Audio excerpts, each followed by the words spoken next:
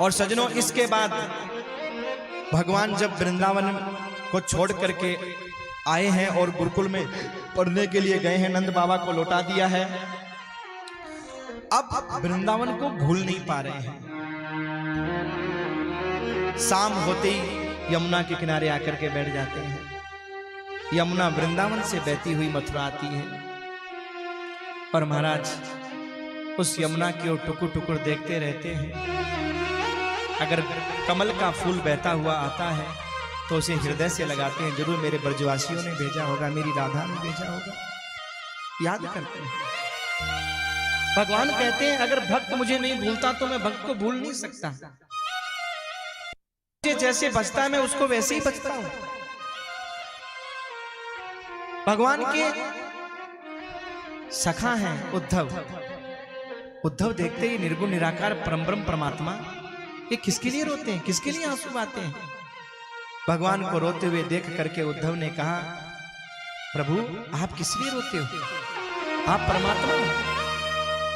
तो भगवान ने उद्धव को गले लगा करके रोते हुए कहा, उद्धव भैया अगर आप चाहते हो कि मैं रोना बंद कर दूं तो जाओ, मेरे एक बार वृंदावन चले जाओ।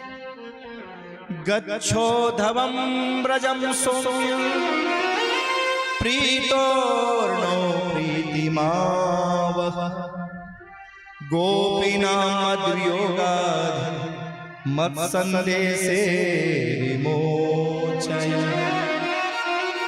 उद्धव भैया आप वृंदावन जाओ और जाकर के मेरे ब्रजवासी गोप वालों को समझाओ, मेरी गोपियों को समझाओ, मेरी मां को समझाओ। अगर वो मेरे प्रेम में रोना बंद कर देंगे तो मैं भी उनकी शपथ खा करके कहता हूं, मैं भी उनके लिए रोना बंद कर दूंगा। उद्धव ने कहा, प्रभु चिंता मत करो, मेरे पास मेरे गुरु बृहस्पति का दिया हुआ वो ज्ञान है कि मैं निर्गुण ज्योति में ध्यान लगवा दूंगा सबका, कार की ओर लेकर के चला जाऊंगा सबको। ध्यान देना सजनों, ये कथा क्या शिक्षा देती है? वो व्यक्ति निर्गुण निराकार की ओर कभी जा ही नहीं सकता, चाहे उद्धव जैसा ज्ञानी क्यों न आ जाए, जिसको एक बार मेरे प्रभु के इस प्रेम में आनंद की अनुभूति होने लग जाए। और जिसको प्रेम के आनंद की अनुभूति नहीं हुई वही दुनिया में इधर उधर भटकता फिरता है, और जिसको एक बार मेरे ठाकुर के चरणों में आनंद की अनुभूति हो गई वो दुनिया के अंदर कहीं आनंद नहीं ढूंढता, कहीं कुछ नहीं खोजता। आप देखिए, हम अपने आप को पढ़े लिखे कहते हैं, कभी इधर भटक रहे हैं, कभी उधर भटक रहे हैं, अपनी सनातन संस्कृति को छोड़ करके। भगवान हमें इस कथा के माध्यम से यही शिक्षा देते हैं कि देखो, भले मेरी गोपियों को कोई अनपढ़ गंवार कहता हो, भले मेरी गोपियों को कोई ये कहता हो कि समझदार नहीं है, ज्ञानी नहीं है, पर मेरी गोपियों के प्रेम को देखो। उद्धव जैसे ज्ञानी के ज्ञान के उस प्रवाह को प्रेम में बहा दिया, लेकिन मेरे प्रेम को कभी कम नहीं होने दिया। उद्धव ने कहा, चिंता मत करो प्रभु, मैं ऐसा समझा करके आऊंगा निर्गुण का पाठ कि सब निर्गुण की उपासना में लग जाएंगे, ज्योति के ध्यान में लग जाएंगे। उद्धव जी रथ में बैठ करके चलने लगे। भगवान पीछे दौड़े, उद्धव भैया ठहरो ठहरो ठहरो, क्या हुआ? उद्धव भैया मेरी मां यशोदा के बारे में तो मैंने कुछ बोला ही नहीं, बताओ। उद्धव भैया मेरी मां यशोदा को बोलना मैं भूला नहीं हूं। मेरी जाना धिक्कार है उस संतान को जो अपने माँ बाप को भूल जाए। और मेरी मां से कहना, अगर वो सुखी नहीं है तो मैं भी सुखी। ऊधो मैया को सुनैयो तेरो लाला दुख पावे, मैया को सुनैयो तेरो लाला दुख पावे, लाला दुख पावे मैया काना दुख पावे, काना दुख पावे मैया काना दुख पावे, मैया को सुनैयो तेरो लाला दुख पावे है, मैया को सुनैयो तेरो लाला दुख मैया को सुनैयो गो, मैया को सुनैयो, मैया को सुनैयो दो, मैया को सुनैयो। मेरी माँ को समझाना कि अगर तुम सुखी नहीं हो तो तुम्हारा कृष्ण भी सुखी नहीं है। मेरी माँ को बोलना अगर मैं माखन तो सिर्फ यशोदा के हाथ का खाऊं, और मेरी माँ को बोलना मैं भूला नहीं। उद्धव ने कहा प्रभु आप क्यों चिंता करते हो, मैं मैया को समझा दूंगा, बाबा को समझा दूंगा, सबको समझा करके आऊंगा। और सजनों, उद्धव जब रथ में बैठ करके चले, उद्धव का जो पीतांबर था, दुपट्टा था, वो सजनों रास्ते में कांटों में उलझ गया। मानो कांटे कहते हैं उद्धव मत जाओ प्रेमियों की नगरी में, तुम्हारे ये ज्ञान का पोथा चित्रा चित्रा हो जाएगा, ज्ञान की गुदरी चित्रा चित्रा हो जाएगी, ये तुम्हारा ज्ञान प्रेम के प्रवाह में बह जाएगा, मत जाओ प्रेमियों की नगरी में। पर उद्धव ने अपने दुपट्टे को छुड़वाया, रथ में नंद बाबा को समझाने लगे, बाबा किसके लिए रोते हो, वो कृष्ण कहां नहीं है, सब जगह तो वो कृष्ण है। अरे तुम जिसको पुत्र मानते हो वो तुम्हारा पुत्र संसार में हर जगह है, कहां नहीं है, कण कण में वो कृष्ण है। बाबा कहने लगे उद्धव भैया कैसी बातें कर रहे हो, हा? अरे कोई प्यास के मारे व्याकुल हो रहा हो और तुम जैसा ज्ञानी आकर के उसको उपदेश देना शुरू कर दे, पानी कहाँ नहीं है, जहां धरती खोदोगे वहीं पानी निकलेगा, धरती के कण कण में पानी है, जहां कुआं खोदो जहां धरती खोदो वहीं पानी है। तो उद्धव भैया पानी के उपदेश से कभी प्यास नहीं बुझती, ऐसे तुम्हारे इस निर्गुण के उपदेश से मेरा पुत्र मुझे नहीं मिलेगा। और तुम कह हम बड़े भाग्यशाली हैं, काहे के भाग्यशाली हैं? अगर साधारण बालक भी माँ बाप को छोड़ करके चला जाए तो उसे अभागा कहते हैं, और कृष्ण जैसा बेटा हमको छोड़ करके चला गया और तुम हमें भाग्यशाली कह रहे हो। क्या करे उद्धव, एक बार सोचो तो सही। उद्धव के समझ में नहीं आ रहा, मैं इन प्रेमियों को समझाऊं तो समझाऊं कैसे, समझ में नहीं आ रहा। उद्धव गोपियों को समझाने के लिए गए तो गोपियों ने कहा उद्धव भैया निर्गुण कौन देश को वासी। उद्धव भैया ये तुम्हारा निर्गुण कौन से देश में रहता है?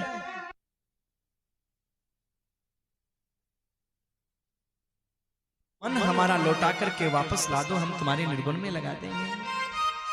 और सजनों, गोपियां उद्धव से कहती हैं उद्धव भैया तुम आए हो, हम तुम्हें निराश नहीं लौटाएंगे, हमारी राधा रानी को आप समझा दो। अगर राधा रानी ने निर्गुण का पाठ पढ़ लिया तो हम भी निर्गुण की उपासना करने लग जाएंगे। और सजनों, उद्धव राधा रानी को समझाने के लिए जाता है, क्या देखता है, राधा रानी अपने हाथों से पत्र लिख रही थी, और श्याम को पत्र लिखते लिखते राधा रानी ने अपने आप को पत्र लिख दिया। राधा रानी को होश आया, पत्र को देखा, देखते ही महाराज पूछने लगी, अरे सखी जे श्याम को संदेशा कौन लायो, कब आयो? तो सखियां कहने लगी प्रियाजू तुम कैसी बावरी बातें कर रही हो, हाँ? अरे प्रियाजू जे संदेशा तो तुमने अपने हाथंते लिखो है। राधे बोली मैं ऐसी बावरी है गई कि अपने हाथंते अपने को संदेशो लिखूंगी। राधा रानी की बात सुनकर के गोपियां कहने लगी प्रियाजू जा ब्रज मंडल में ऐसो बचोई कौन है जो कृष्ण के प्रेम में बावरो ना भयो हो, सबरे तो बावरे है रे। एक कौवा उड़ता हुआ मथुरा की ओर जा रहा था तो राधा कौवे को देख करके कहा, अरे ओ कपटी के मित्र काले कौवे, नफरत है मैं कालों से, जाकर के कह देना उस कृष्ण से, नफरत करती हैं हम नहीं कहती कि लौट करके आ। कौन कहता है कि लौट करके आ, नहीं कहते, पर उन्हें एक बात जरूर समझा देना कि किसी के घर में आग लगती है ना तो घर का मालिक सबसे पहले बंधे हुए पशुओं को खोलता है। जाकर के कृष्ण को कह देना कि तुम्हारे वृंदावन में भी विरह की आग लग रही है और उस विरह की अग्नि में हम सब चल रही हैं। पूरा वृंदावन जल रहा है, गायें जल रही हैं, गोपियां जल रही हैं, मां यशोदा जल रही हैं, सब जल रही हैं। और तुम गले में जो फांसी डाल करके गए हो ना, मैं आऊंगा, हम नहीं कहती किया। बस एक बार किसी को भेज करके ये संदेशा भिजवा दे कि मैं नहीं आऊंगा, हम उसकी शपथ खा करके कहती हैं मैं नहीं आऊंगा। ये वाक्य पूरा होने से पहले पहले हमारे प्राण इस शरीर को छोड़ करके, अरे हम तो मर भी नहीं सकती, क्योंकि एक आस है, आज कृष्ण आएगा, आज कृष्ण आएगा, आज आएगा। कैसी विरह की आग में जल रही है।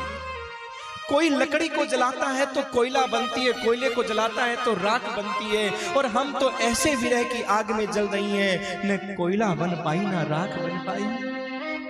लकड़ी जल कोयला हुई, कोयला जल कर हम विरह ऐसी जले,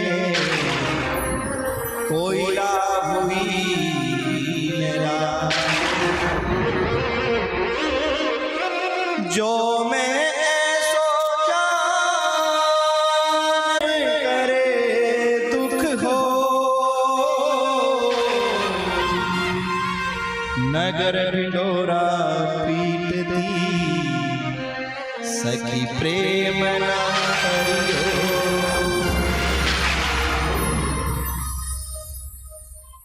हे कृष्ण, अगर हमें ये पता होता तो हमने आपसे प्रेम नहीं किया होता। अगले जन्म की एक तमन्ना उनको बता देना, उन्हें राधा बना देना, हमें श्याम बना देना। कृष्ण, राधा का प्रेम क्या था ये तभी समझ में आएगा जब आप राधा बनोगे, नहीं तो समझ में नहीं आ सकता। बनोगे राधा तो जानोगे कितना प्रेम है हमें। अरे हमारे लिए ना सही, पर कम से कम अपने बाबा की तरफ तो देखा होता। चलो मान लिया हमारा कोई गुनाह रहा होगा। राधा रानी पहले तो ऐसे बोलने लगी कि न जाने हमें किस गुनाह की सजा मिली, किस खता की सजा मिली। फिर कहा चलो मान लिया हमसे कोई खता हुई होगी, गुनाह हुआ होगा, पर ये तो बता दो उस बूढ़ी माँ का कौन सा गुनाह था, उस यशोदा का कौन सा गुनाह था? क्या ये गुनाह था कि उसने बुढ़ापे में तुम्हें अपना सहारा समझा, तुम्हारा पालन किया? हमारे लिए ना सही। तेरे रो रहे बाबा, तेरी रो रही मैया, हो तेरे रो रहे बाबा, तेरी रो रही मैया। गोपियां भी पूछे हैं हमारे कहाँ है कन्हैया, गोपियां भी पूछे हैं हमारे कहाँ है कन्हैया। मैं इससे पूछूं बता मेरे दिलदार प्रियतम का, राधा दीवानी कहे। मैं इससे पूछ बता मेरे दिलदार प्रियतम का, राधा दीवानी कहे। हे कृष्ण, सब मुझसे आकर के पूछते हैं राधा तुम्हारे लिए तो कोई संदेशा आया होगा, तुम्हें तो पता होगा कृष्ण कब आएंगे। राधा हमसे तो झूठ बोल करके गए होंगे, पर तुम्हें जरूर सच बता करके गए होंगे कि वो कब आएंगे। तुम तो सच बताओ। राधा कहती है क्या बताओ? अरे हमें तो उसकी सजा मिली कि गुनाह हमें पता ही नहीं।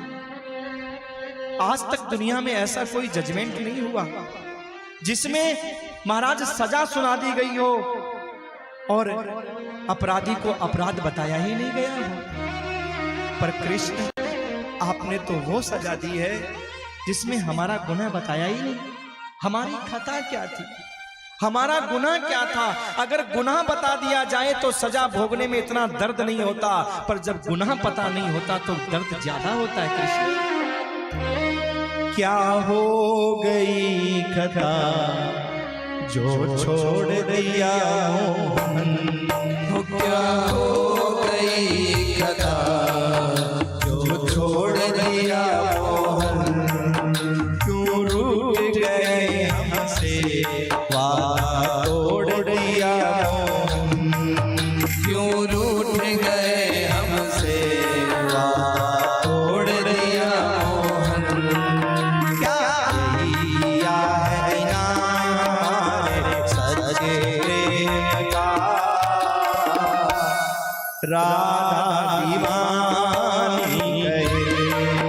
क्या किया है बिना हमारे सच्चे प्रेम का, राधा दीवानी कहे। राधा रानी के उस प्रेम को देख करके उद्धव की तो बोलने की हिम्मत भी नहीं हुई सजनों। उद्धव बोल ही नहीं पाए। और उद्धव का जो ज्ञान का जो पोथा था वो प्रेम के प्रवाह में बह गया। ऊधो सूधो है गयो सुन गोपिन के बोल, ज्ञान जाई अंदरी और प्रेम बजायो ढोल। उद्धव जी महाराज जब वहां से लौटने लगे तो गोपिकाएं महाराज अपनी ओर से संदेशा भिजवाती है, संदेशा देती हैं, चिट्ठी लिखवाती हैं। और चिट्ठी लिखवाती हुई क्या कहती है, उद्धव भैया हमें लिखना नहीं आता, आप अगर कृष्ण ने हमारे लिए चिट्ठी भेजी है तो हम भी कहती हैं कृष्ण के लिए चिट्ठी लेकर के जाओ, लिखो। क्या ओ चिट्ठियां ले जा रे उधो जाके कहियो कन्हैया से, वीर है सहान ओ वीर है सहान ओ चिट्ठियां ले जा रे उधो जाके कहियो कन्हैया से, वीर है सहान जा। हो वीर है सहान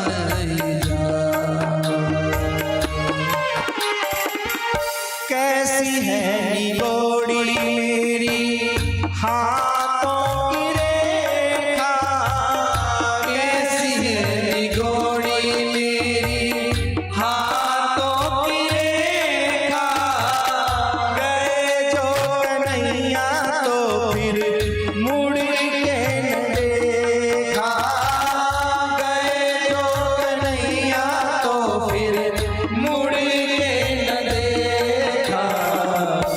ओ चिट्ठियां ले जा रे उधो जाके कहियो कन्हैया से, वीर है सहान जाए। हो वीर सहान उद्धव गोपियों का संदेशा लेकर के भगवान के पास आए और भगवान को डांटने लगे महाराज। और भगवान को डांटते हुए कहते हैं, प्रभु आप कैसे निष्ठुर हो, ऐसे प्रेमियों को छोड़ करके यहाँ रहते हो। भगवान ने उद्धव को गले से लगा लिया, उद्धव भैया तुम्हारा जो ये ज्ञान था ना, ये बिना प्रेम के बहुत रूखा था, और मैंने तुम्हें प्रेमियों की नगरी में इसीलिए भेजा ताकि ये तुम्हारा ज्ञान प्रेम में सराबोर हो जाए उद्धव भैया। क्योंकि बिना प्रेम के ज्ञान सामने वाले को तकलीफ ही देता है महाराज, पर प्रेम से जब सराबोर होता है तो वही ज्ञान सामने वाले को आनंद देने लग जाता है। सुंदर महाराज उद्धव ब्रज गमन का ये प्रसंग बहुत आनंद के साथ में सुनाया गया।